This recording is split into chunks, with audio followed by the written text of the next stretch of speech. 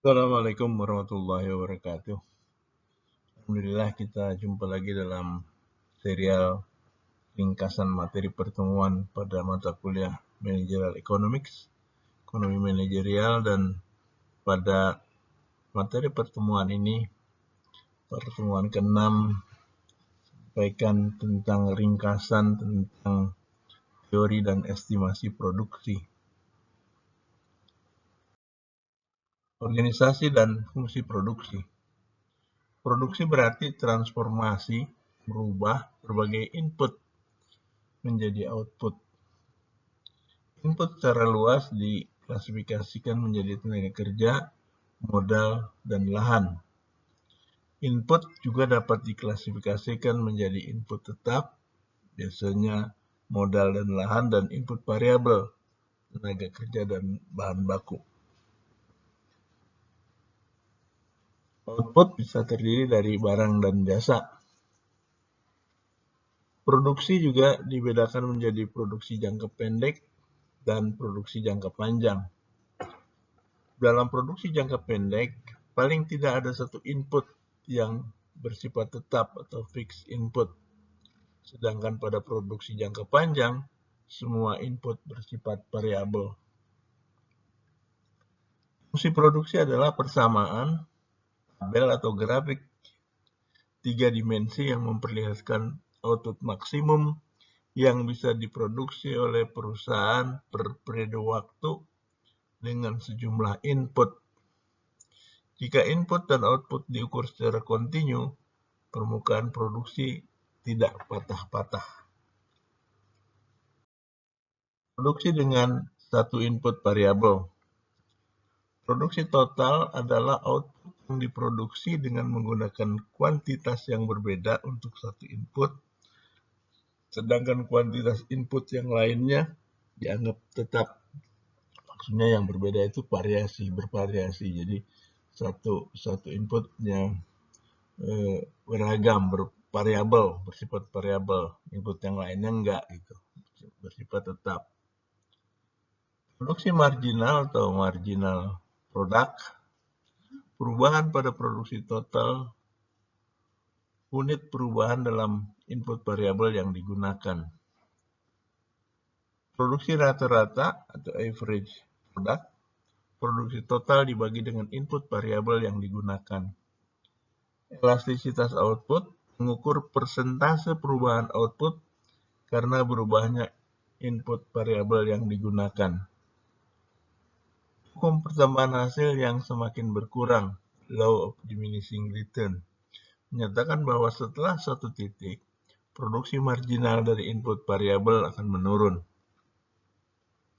Atas dasar hukum pertambahan hasil yang semakin berkurang itu, maka tahapan produksi dibedakan menjadi 3 tahap. Tahap 1 produksi itu ada di daerah di mana produk rata-rata dari input variabel meningkat. Pada tahap 2 produksi, daerah mulai dari produk rata-rata dari input variabel maksimum sampai produk marginal sama dengan 0. Tahap 3 produksi adalah daerah di mana produk marginal dari input variabel negatif. Penggunaan input optimal.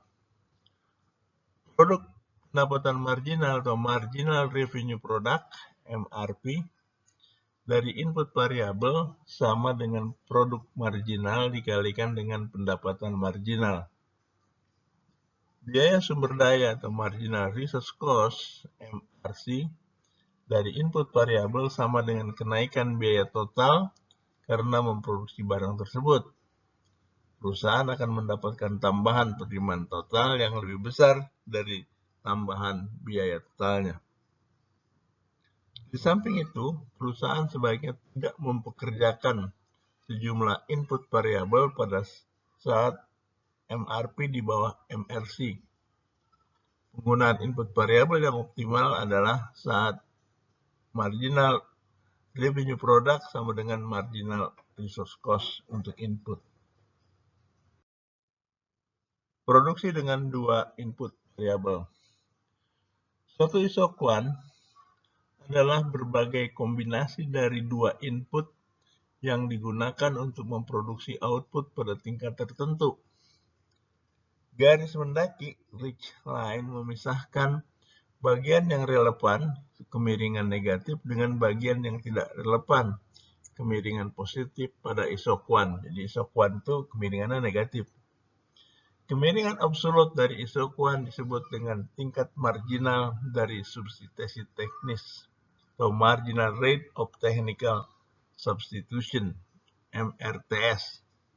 Ini sama dengan rasio marginal dari kedua input.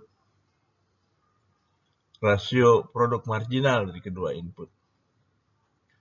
Dengan bergerak turun sepanjang isoquant, kemiringan absolut isoquant cembung terhadap titik asal.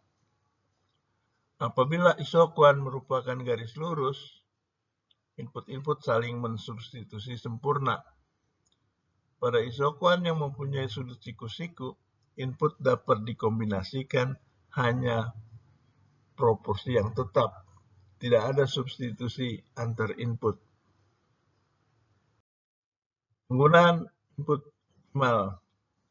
Dengan upah tenaga kerja W, harga sewa R, dan biaya total perusahaan tertentu C, garis isokos dapat didefinisikan.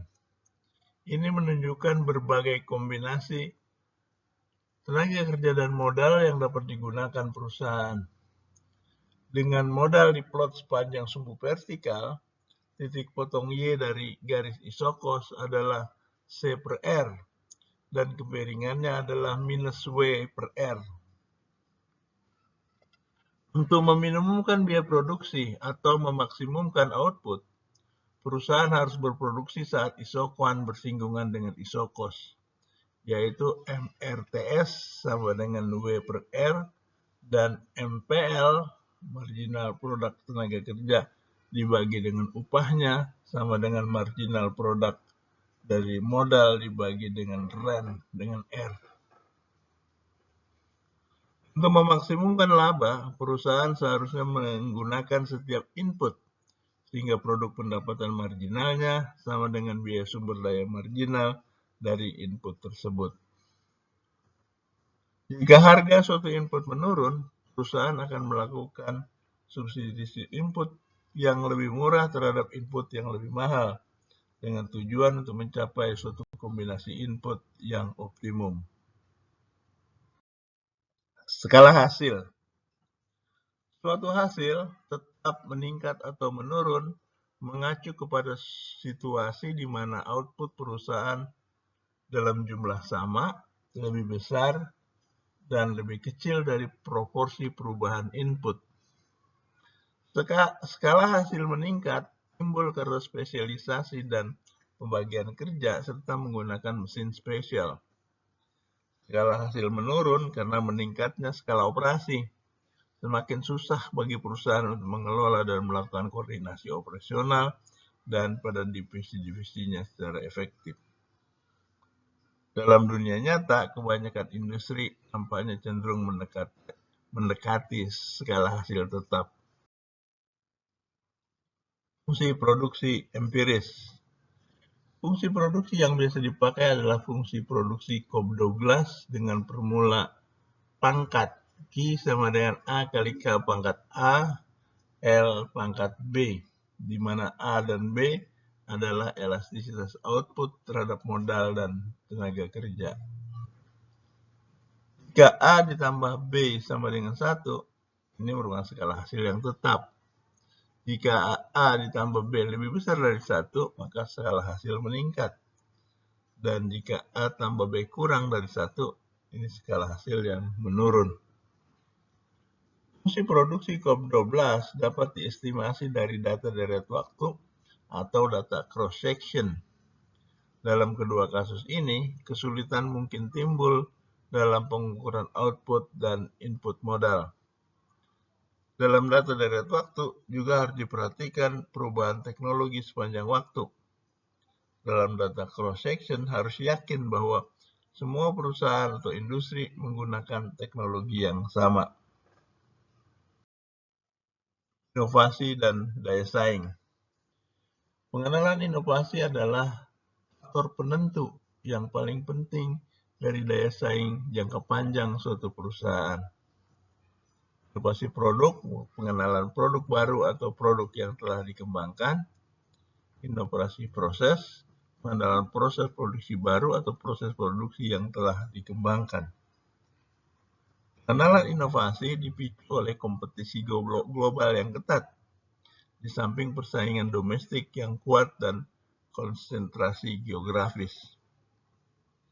Kebanyakan inovasi gagal karena perencanaan yang buruk dan masalah produksi yang tidak diharapkan. Demikian ringkasan materi pertemuan 6. Terima kasih. Assalamualaikum warahmatullahi wabarakatuh.